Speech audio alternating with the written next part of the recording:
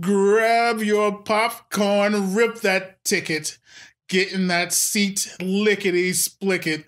Go watch a movie! Hello, everyone, and welcome to Go Watch a Movie, episode 141. I'm Kelvin. And I'm Robert. Oh, what fun we have today because we have sociopathic children going on killing sprees. Love it. We're talking about Becky, the new Kevin James, newish Kevin James movie. This one we had to do because it's a nice turn for him. But before we get into that, a little bit of entertainment news.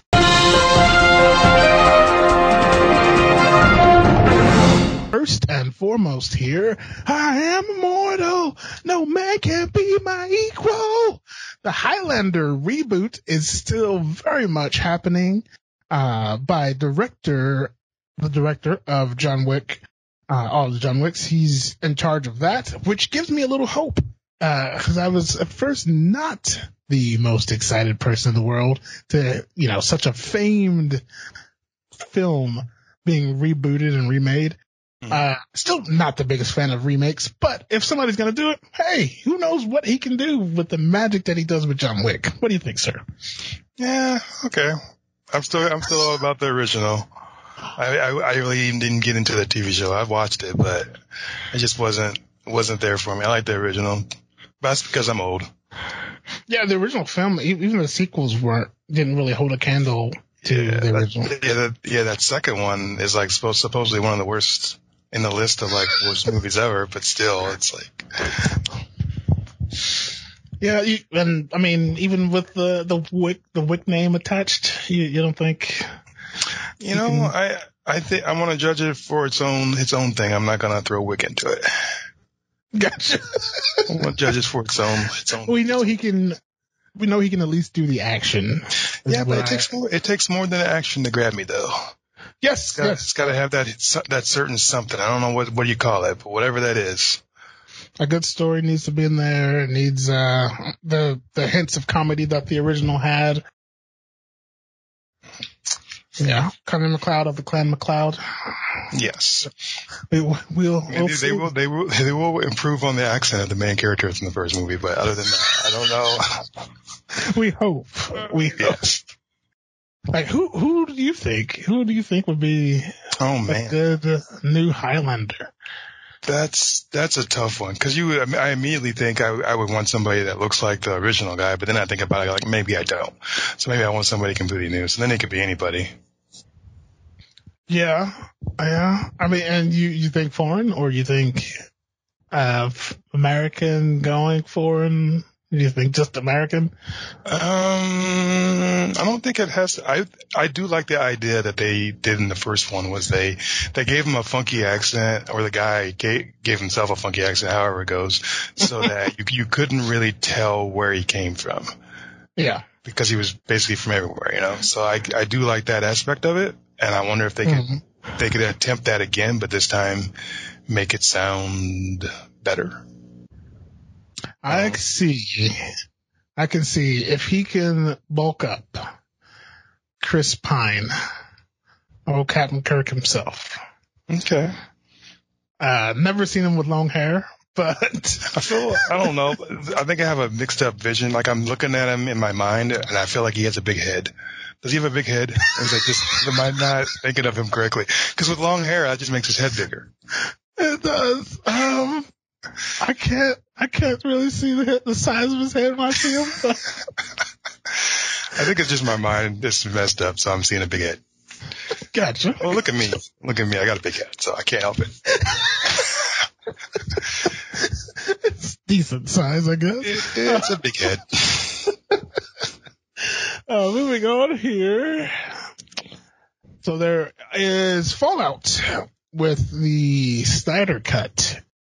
Apparently not everyone was happy when Joss Whedon took over. As the story goes, Snyder was directing and making the Justice League movie. He, for whatever reason, got pushed aside and Joss Whedon took over. Apparently when he took over, allegedly, things were not very good. Cyborg actor Chris came out. That's what happens when I don't remember last names. Chris. Are you high? His name is Ray Fisher. He came out and said he was abusive. Allegedly, these are things he said. He was abusive. He was controlling. He didn't really respond well with any of the cast and crew. And he was backed by the producers, Jeff Johns, and, yeah,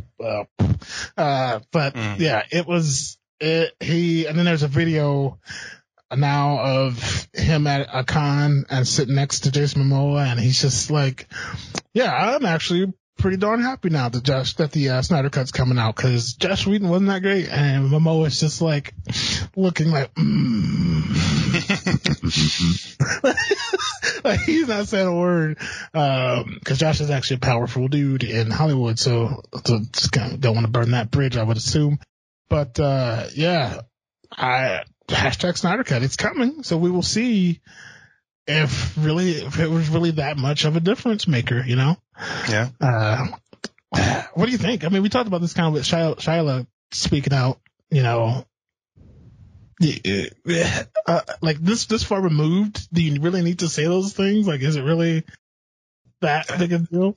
I don't. Times are changing. They're becoming weird. I don't know what's going on out there. I feel like I said, I'm older, so I feel like people should, you know, mind their P's and Q's and, you know, still be professional and not, you know, bite the hand that feeds them. But yet at the same time, I feel like people should be able to voice their opinions. And if they don't like something, say it. If they do like something, obviously, you know, say it. So I don't know. If this Snyder Cut does not wow the world, I mean, like, cause there is a hype train behind this. Yeah, like, the hype is going to kill it, I think, because everyone's thinking this must be the most amazing thing ever. And then they're going to watch it and be like, I just watched the same movie I watched before. With 3 extra scenes. That's all, yeah. And Darkseid now. Yeah, like, cause like literally maybe a couple weeks after the freaking movie hit, like, release the Snyder Cut hashtag started showing up, and it hasn't stopped until now, you know, HBO Max is getting it. But holy cow, if this thing falls flat, which, you know, fingers crossed, I do not, whether some of you out there believe it or don't, I do not want the DC universe to fail. I love Batman. Superman is doing, I think Henry Cavill as Superman is fantastic. I just think they need some shifting. That's all I'm going to say.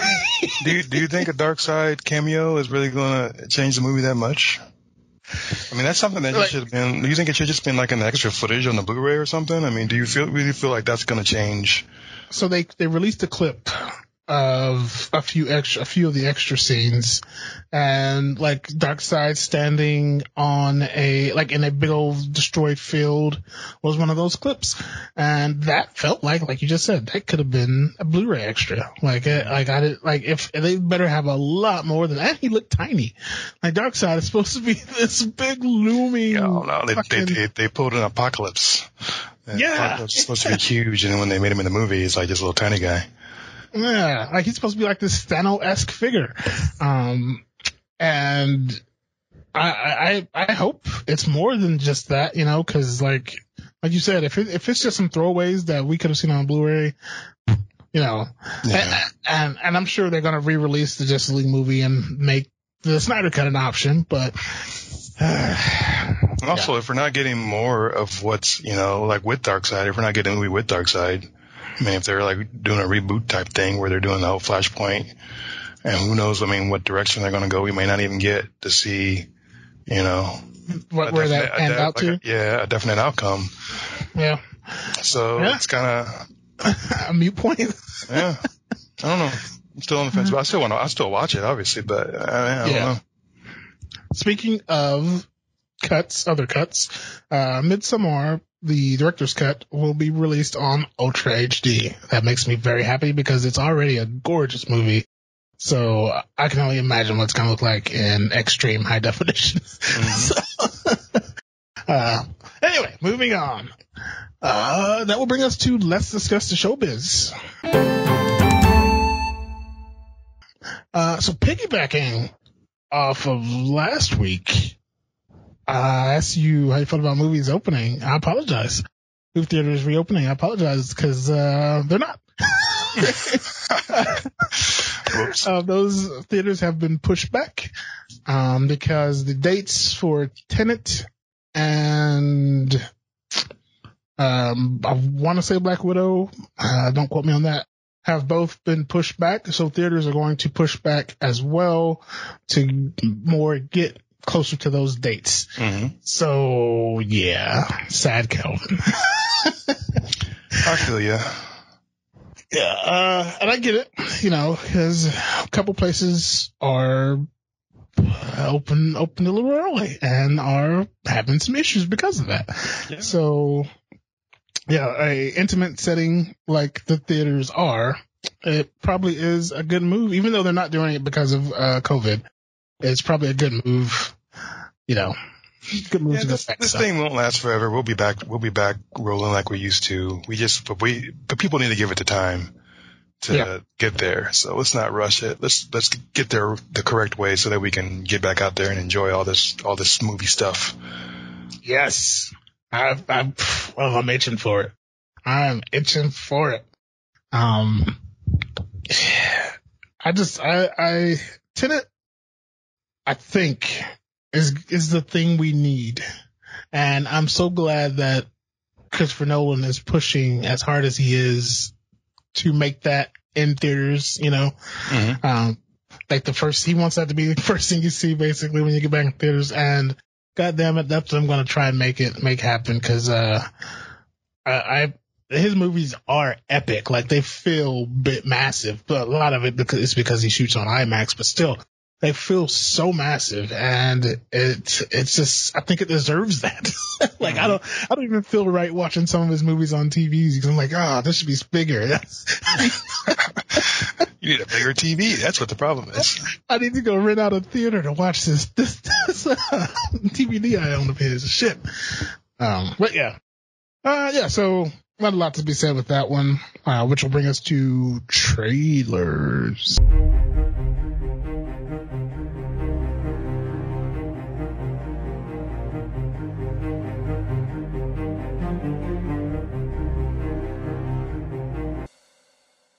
You first or me, sir? I'll go right ahead. Okay, so today I saw a trailer. God, I had one all picked out, but I saw a trailer today that tickled my fancy. My boy, the hated, the notorious, yes, Shia LaBeouf, the tax collector. Did you see this one? Yes, actually that was my my first pick. Oh shit! But don't worry, I got a second one. Okay. Anyway, this motherfucker. Okay. Here's my thing. I need to ask this, and this may sound ignorant. He's not playing a Hispanic. Is that what you're about to say? Okay. No. Yes. Okay. I don't think so. Because no, he's just playing a dude. There's some scenes where he looks quite similar to the other lead, and I was like, but because they flashed like real quick between him and him, Mm-hmm. But anyway, no, that's Shia LaBeouf all the way. He's not playing. I don't think. I would be surprised if he was, but I don't think so.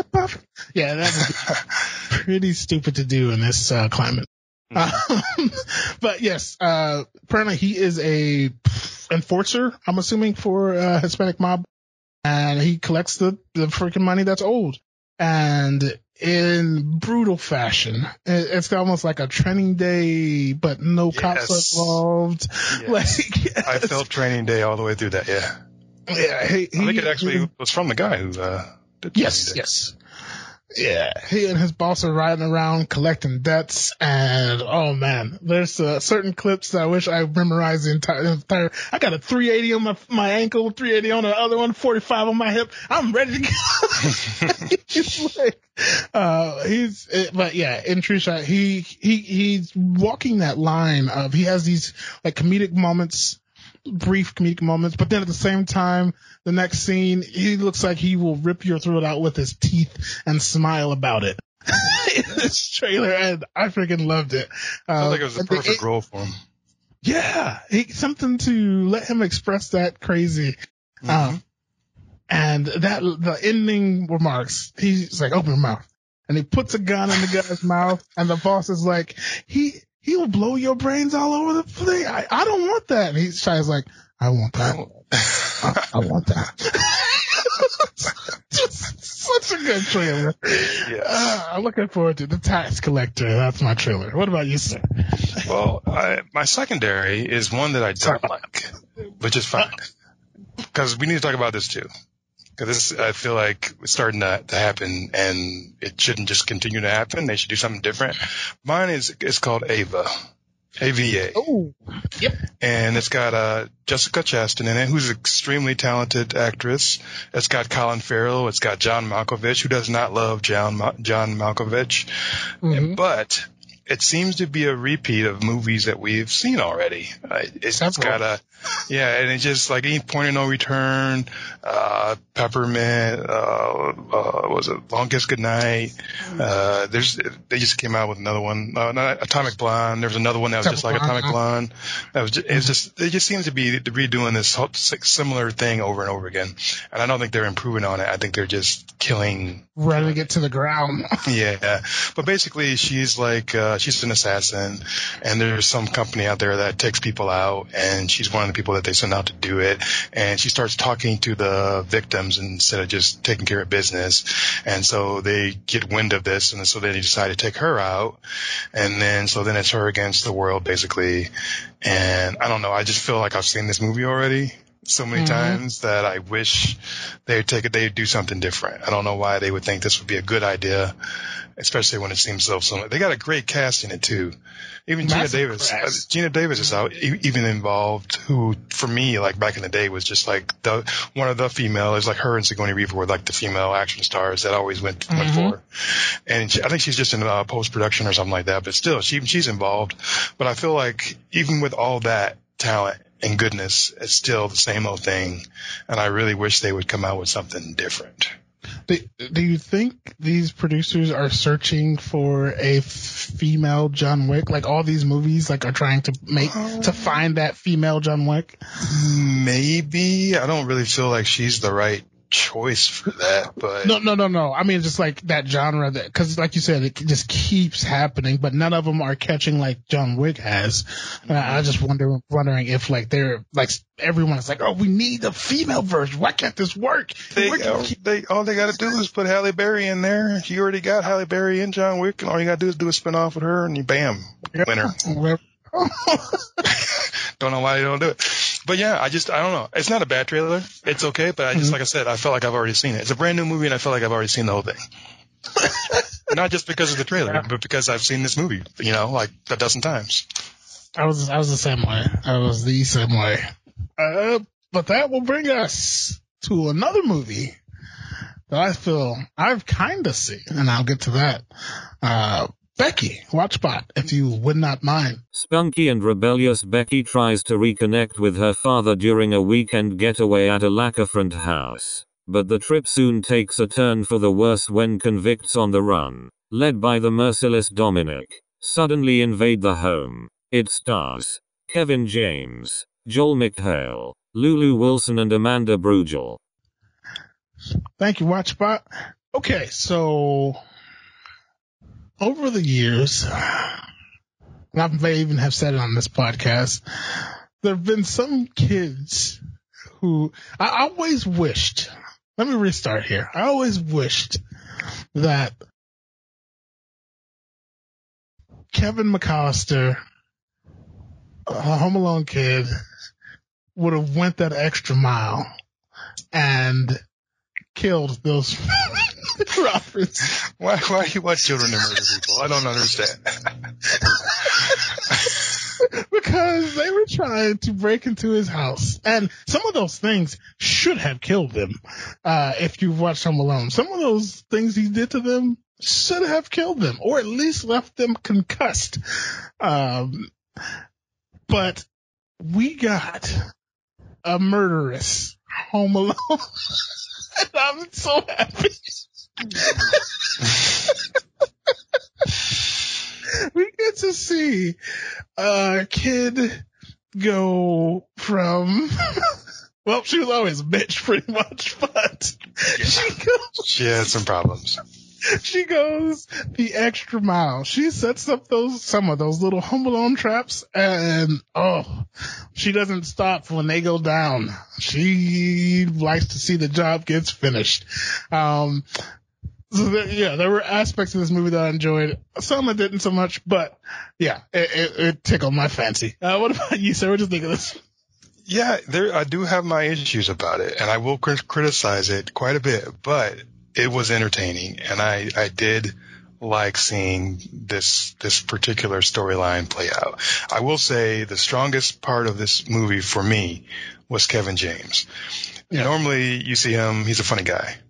You know, and I get that, you know, I just look, sometimes when you see somebody who's a comedian and they're doing a movie or a different movie or whatever, you look at him and you look at their face and you're just waiting to laugh because you know they're about to do something funny. This movie, he completely turned that around. I think he's going to get a role later on because of his role in this one where he gets to play the villain, and it's going to be one of his better roles because I think he does evil really, really good. I think he really he broke out of that whole comedic, you know, thing and just became this giant monster that just worked. And I thought that for me was the strongest. It was a clean slate too. Mm-hmm. Like I didn't see a trace. Like I didn't want to crack a smile when I saw him. It was the opposite. Yep. Maybe it was the swastika tattoo on the back of his head, but still. But you don't always see the swastika, and I don't even think it was the beard hiding his face either, because I knew that was him. But still, I think he was intimidating the entire movie, and I mean, it made the movie more. The movie at some points feels hokey and cheesy and corny, and the gore was over the top, goofy, almost like with Ash versus Evil Dead, goofy. But then he brought the seriousness to it, so it snapped you back into, oh crap, these guys are hardcore. Except for his henchmen, other than Apex was cool. I liked Apex, but his other two henchmen were just comedic garbage as far as I'm concerned. Yes, they were. Anywho, yeah, Kevin James carried this movie for me. Oh damn! I don't even like dogs. But yeah, he to continue on that, he can deliver a line serious, and I don't know where he's been hiding that. He did. I mean, he's done sitcoms for long periods of time. He's done several movies. He can, of course, act. We know that. But what we've seen is the clown. And I guess they always say there's that sad clown in everyone, and it's just waiting to show itself. And he for sure showed that sad clown this time. And I wouldn't cross him in I'd cross the street if I saw him walking down the street. Yeah, he made me want to lock my doors and hide under the bed. Yeah. He was intimidating. I was scared. He is a brutal man, and he didn't have to do much to do it. Like, it was very much in his body, the way he carried himself, his tones, and just like I love the scene with, just to jump ahead a little bit, the scene with him in Apex in the hallway with the gun. I enjoyed that a lot. But yeah, this movie did have some flaws. It felt like, I don't know when they made it. Maybe they filmed it on a COVID production, but it felt very small, and it felt like it could have been done for a couple $1 million, if that. You didn't really need that. You just needed a house and be able to pay for the actors. Let's get into the characters, the other characters. What do you think of the namesake, Becky? What do you think of her? I gotta tell you, I think I don't want to. I feel bad when I criticize kid actors. I mean, or actresses, because I know they're doing the best they can do, and obviously, and this one might kill you. Yeah, and obviously, and then I mean, I'm sure the people who cast her were like, "This is the perfect person to play this role," and I'm sure she was, but I do have some things about her seemed off for me, and it wasn't necessarily her ability to act or to seem angry or to seem emotional or whatever. Some of it was just minor, like when she was running, for instance. Mm-hmm. So I couldn't believe that dude could not catch her when she was running, because it looked like she was running as slow as she possibly could. And then the guy was just like prancing behind, as slow as he could. And then, I'm sorry for the spoiler alert, but then at the end, the biggest guy, almost biggest guy, I'll say the heaviest set person, had the easiest time catching her, which just seemed off because he just got her, and everybody else was just struggling. That didn't make any sense to me. And all you needed to do was put her in a Chucky costume, and you would have seen like Chucky running around in the woods, because that's what it felt like. She just felt like this super tiny, even though she was 13, she felt like this super tiny, like toddler-sized thing that just wasn't running as fast as she probably could and was going to be easily caught.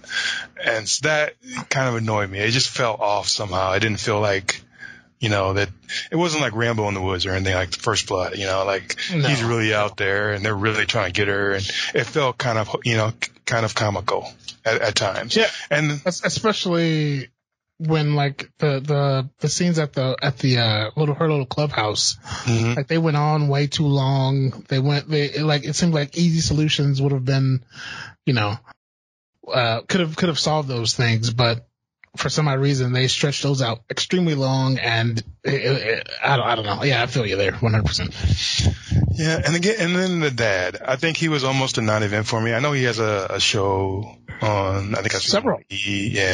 And he's also kind of a funny person. In general. He's comedy, yeah.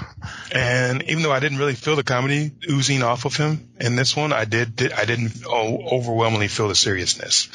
And I mean, it was interesting to watch her walk all over him as the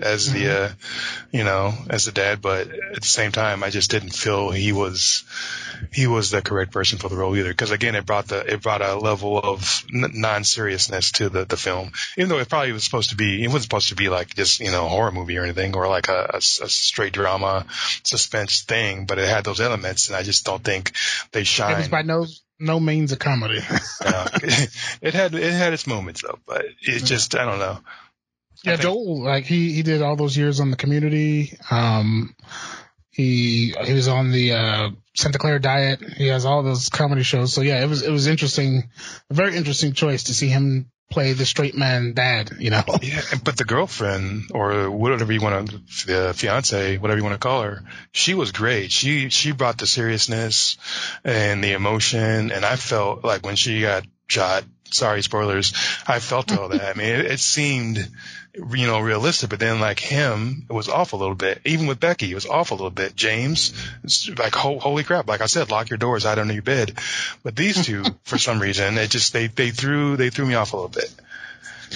Yeah, Becky, I think I don't want to say was trying too hard, but she was. That's probably the best way to describe her. 'Cause she, like, from the start, you just see, I guess bitch I hate to call a kid a bitch, but I'm not talking about the kid, the role she's portraying, Becky. Just bitch. And it's like, she just needs some discipline in her life. And I'm not a father. I'm not saying beat your kids. I'm just saying she needs some discipline in her life. She's like the fucking, sitting there on the Dr. fucking Phil. Mm-hmm. And I understand why the dad was doing what he was, like, story-wise. I understand why the dad was doing, because, of her loss, but still, of their loss, I'm sorry. But still, I mean, it's just, she almost gave a Nick Cage-like performance where she was just turning it up just a tad bit too high. She did go Cage levels, and that's dangerous at such young ages. Mm-hmm. Like, 'cause who knows where you're gonna go when you get Nick Cage's age. Like, holy cow. Yeah. Here's my thing. She's supposed to be this badass little girl, but I'm sorry, no badass wears their pants up that high. What, you didn't like her hat either? I don't know. I thought that was chest level. Some pants are higher than other pants. It's okay. That's true. I just feel like if she was so bad, she didn't feel like she was like she was, but she felt like she was still figuring her badness out. She wasn't quite there. She was still, figuring things out. It's just things were happening and she was acting out and then going too far with it. But it didn't really feel like she wasn't like a mastermind where she was plotting everything out like James. Yeah, it was like, I stole candy. Oh, I'm a bad girl. I'm laying on the ground. These kids are around me. I'm a bad girl. But then all of a sudden, fucking dad dies and she goes from 0 to 1,000, you know? Yeah. And what dad is going to be like, you shouldn't take things that's not yours, even when he knows that she stole some gummy, worms or whatever it was. That's the extent of that conversation. Yeah, you can't keep taking things that aren't yours. And she's like, well, obviously I can, because it's just no, I don't know. Yeah, it would have been, for me, car pulled over. Yeah, for me, I think it'd be hurting. But yeah, I don't know, man. She, oddly enough, was not my favorite part of the movie. I like I said, I was giddy that she took some of the Home Alone traits, the old fishing line trip on a bed of nails, that old trick.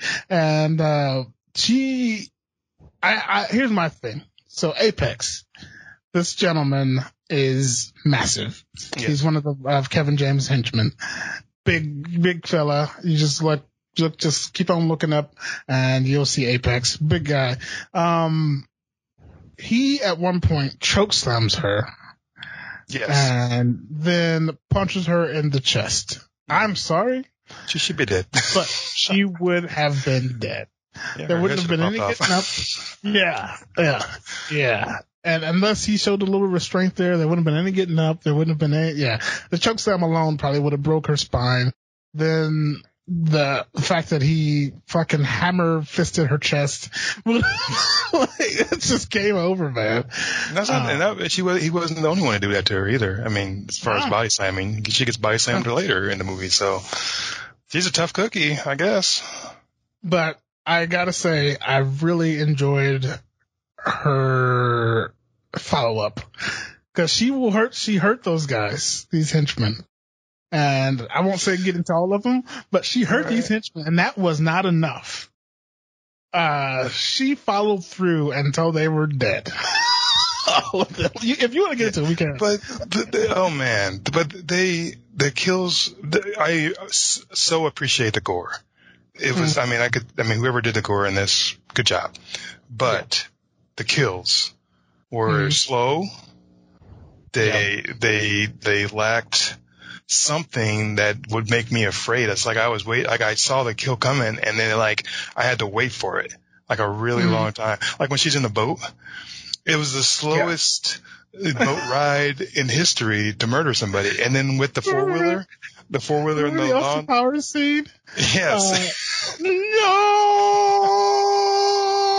Move, get out of the way. That's how the kills were.